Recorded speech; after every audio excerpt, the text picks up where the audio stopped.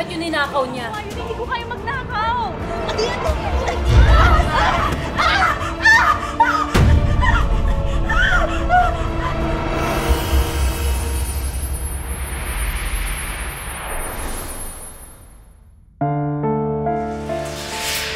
Sinira nila ang buhay ko.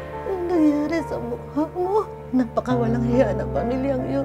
Bilis-bilisan nyo naman. Kaya malulugi tong ating negosyo eh. Tuwing makikita ko tong mukhang to, sasagi rin sa isip ko lahat ng mga ginawa nila sa akin noon. Saan mo nilagay yung mga alas ko, ha? Saan mo nilagay? Dahil sa kanila, nawala sa akin ang lahat. Buti nga sa'yo! Ay, ano nangyayari? Pinapangako ko, babalikan ko silang lahat. Ano ba bang hinahanap mo, ha? Ito ako. Ang ganda-ganda ko. Ano bang gusto mo, ha? Yung cheap na magnanakaw na katulong na si Hasmin? Pwede ba? Sorry, Hasmin, kung wala akong magawa.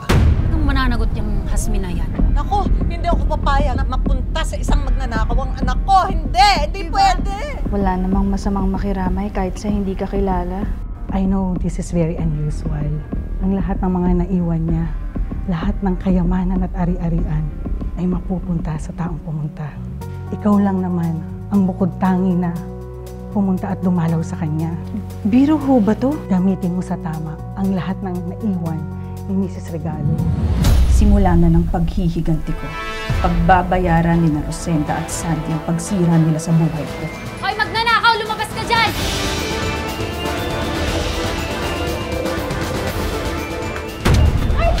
Bayad ko yan sa mga sinasabi niyong ninakaw ko na hindi niyo naman napatunayan.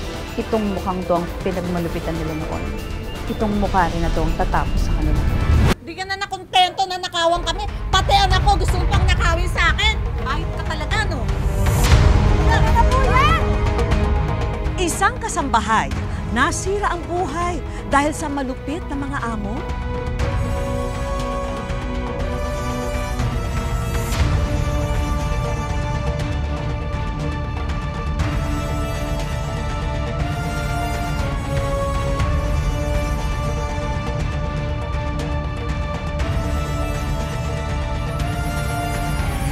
Abangan sa Wish Ko Lang ngayong Sabado, 4 p.m.